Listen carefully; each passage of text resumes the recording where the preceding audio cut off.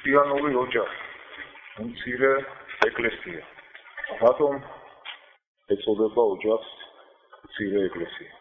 რადგანაც იქვეული ოჯახის წევრი უნდა აღასრულებდეს ღმრთის მსახურებას. ქმარი გარეთ ვერში, სადაც უწევს მსახურება, ცოლი ოჯახში, სადაც ძირითადად უნდა იყოს მისი ადგილსამყოფელი. პირველეს ყოვლისა, თავისი ცხოვრების წესით უნდა აღასრულებდნენ ღვთის მსახურებას. ქრისტიანი ადამიანი, მამაკაცი თუ დედაკაცი, უპირველეს ყოვლისა სწორედ საქმეებით იწოდება ქრისტიანად და ადამიანი, რომელიც ჯერ კიდევ არ მოსულა ეკლესიაში, არ გაუაზრებია წესი ქრისტიანული ცხოვრებისა, სწორედ ასეთი მაგალითებით უნდა ხდებოდნენ ეკლესიაში. მღვდელი სასულიერო პირი ამბიონიდან გადაგებს სიტყვას ღმრთისას ამბობს და ხშირ შემთხვევაში არ ესმის, რადგანაც ჯერ არ მოსულა ეკლესიაში. და სწორედ ასეთ შემთხვევაში ერის ადამიანები, მრევლი ეკლესიისა, რომელთა უდიდესი ნაწილიც წარმოადგენენ ქრისტიანულ ოჯახებს, ხდება უპირველესი მხარდაჭერა ის სიტყვის. როგორი უნდა იყოს ურთიერთობა ქმარსა და ცოლს შორის?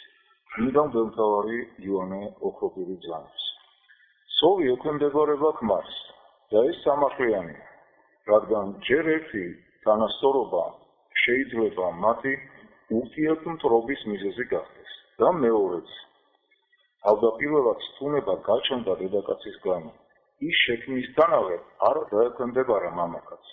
როცა ღმერთმა ქმარს მისგვარა იგი, მისთვის არ უბრძანებია მორჩილე. არც მამაკაცს მოუთხოვია ასეთი რამ. მხოლოდ ის აღნიშნა, რომ დედაკაცი არის მისი ძვალი ძვალთაგანი და ხორცი ხორცთაგანი. ვინმეს უპირატესობა და ხელქვეითობა არც უხსენებია, მაგრამ როდესაც დედაკაცმა ბოროტად გამოიყენა თავისი უფლება, თანამდგომის ნაცვლად ქმრისათვის მასტუნებლად იქცა და წარწყმდა ყოველივე. მაშინ მოესმა სამართლიანი სიტყვები. ქმრისა შენისა მიმართ იყოს მიქცევა ის შენი. ეს ცოდვა მტრობის ჩამოგდებით ემუქრებოდა კაცთა მოდგმას. მისი ჩადენის მერე მშვიდობას დაარღვევდა ის, რომ ცოლი ქმრისგან გაჩნდა, რომ დედაკაცმა არ გაენდო საკუთარი სხეულის ნაწილი, საიდანაც შეიქმნა, რაც კიდევ მეტად განარისხებდა ქმარს. ამის მხილველმა ღმერთმა ამ სიტყვებით ვითარცა გალავნით დაიცვა ცოლი და ქმარი ეშმაკის ბოროტებისაგან და ამგვარი განშინებით გაანადგურა სტუნების შემდგომი ურთიერთმოწყობის შესაძლებლობა. უფალმა ერთგვარი ციხესიმაგრე დაახვედრა ადამიანთათვის ნიშანდობლივი ძვირის ხსენებიდან მომდინარე ვნებას. მაშტადამე ქმრის უფლება ცოლზე ბუნებრივია.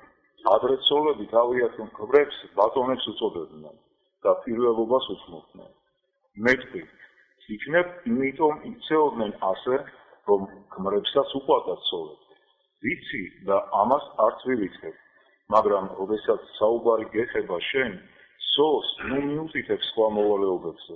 ადამაც თავისი დანაშაული ცოლს გადააბრალა, მან ყველს, მაგრამ ამან საერთოდ ვერ უშევა.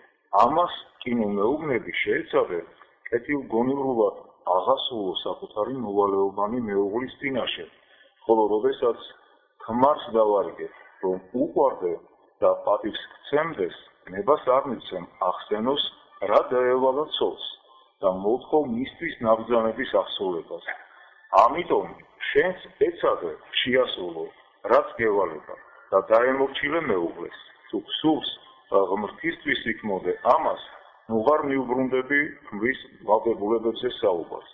შენ აღასრულე ბეჭდად ის, რაც რჯულმდებელმა ღმერთმა დაგაკისრა.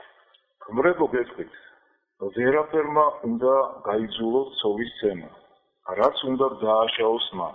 რატომ ცოლის? კეთილშობილ კაცს არ ეკადრება ხელის აღმართვა მსახურ დედაკაცს კი. უფრიად სამარცხვინოა კაცისათვის მოსამსახურის ცემა, მით უფრო შეურაცხყოფელია ხელის აღმართვა თავისუფალ ადამიანზე. ამას შეგვაგონებენ საერო კანონმდებლები. ისინი არ აიძულებენ ცოლს დარჩეს ქმართან, რომელიც მას ცემს, რადგან ის ცოლის ღირსი არ არის. მას გააცნობიერეს ყოველივე. იყავ კეთილგონიერი და იხსენებენ წუხს როდესაც ჩემმა სასიმამრომ გიხმო და ჩადაბარა თავისი ასული, როგორც წინდი, რასაც გაფრთხილება და დაცვა სჭირდება. მან როგორ დათმოშვილი, განაშორა იგი დედას, სახლს, ყველაფერს და მასზე მზრუნველობა შენ მოგანდო.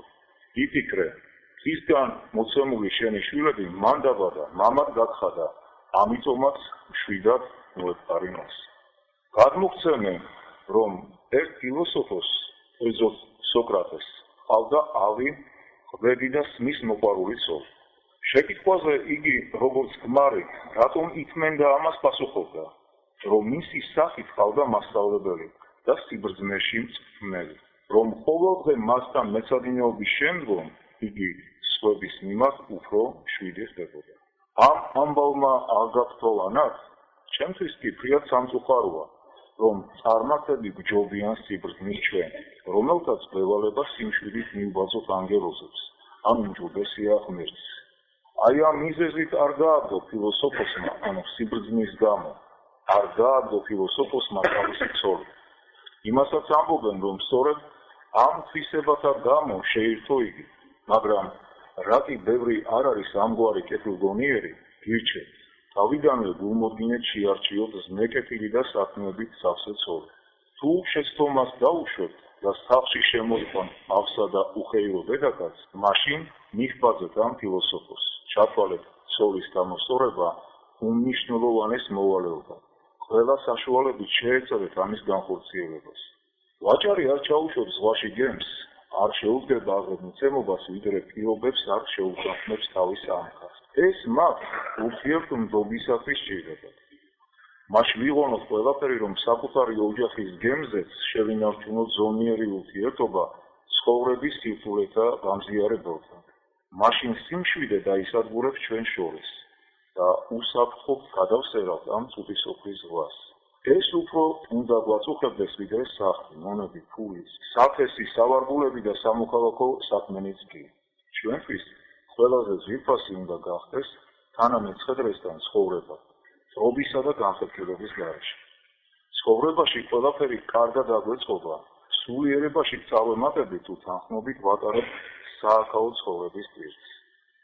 როცა ამას აღვასრულებთ, ვიღებთ კიდევ ჩვენთვის გამზადებულ სიკეთეებს და ისინი გავხდეთ მათი მადლითა და კაცთმოყვარებით უფლისა ჩვენისა იესო ქრისტესითა, რომლისა რდიდება პატივი და თაყვანისცემა მამისა და სულისა წმინდისა თანახმად და მარადის და უკუნითი იქონისგამდე. ამინ. დღეს, როდესაც ასე ვითარი მდგომარეობა მთელს მსოფლიოში აქტიურად მიმდინარეობს ფემინისტური მოძრაობა და როდესაც კაცი კაცს აღარ გავს და ქალი ქალს არ გავს, ბუნებრივია წმინდა მღვდელმთავრის იოანე ოქროპირის ეს შეგონება კიდევ და კიდევ უფრო ორლესულ מחვილივით ყვეთავს იმ უღმერთოებას, რასაც და უჯულოებას, რასაც ხდება მამაკაცისა და დედაკაცის უფლებების გათანაბრება. როდესაც საქმე შეეხება ოჯახს, მის სიწმინდეს, მის არსს და დანიშნულებას. ამიტომ სწორედ კაცობრიობის მტერმა ოროტმა სულმა ეშმაკმა მოიფიქრა ეს სწავლება, რასაც ხდება გათანაბრება მამაკაცისა და დედაკაცისა, რათა დაანგრიოს ოჯახები, რათა განადგურდეს აზროვნება და ცნობიერება ქრისტიანული. აი ამიტომ ყავს ჩვენ ამდენი ახალგაზრდა უკვე ოჯახდანგრეული, რადგანაც მათ არ ისწავლეს მთავარი თავის დროზე, რომ მამაკაცი თავია ოჯახისა და ცოლი უნდა ემორჩილებოდეს მას და რომ მამაკაც ისე უნდა უყვარდეს თავის ცოლით, როგორც ქრისტემ შეუყვარა ეკლესია. ღმერთმა შეგვაძლევინოს ყველას უპირველეს ყოვლისა ჩვენ ვიყოთ სათანადო ადგილებზე მამაკაცები და შემდეგ შეიძლება რომ თხოვოთ ჩვენს მეუღლეებს და ჩვენ შვილებს კეთილგონიერება და ქრისტიანული ცხოვრების წესით ცხოვრება. ღმერთმა დაგლოცოთ და გადაგაკეთოთ.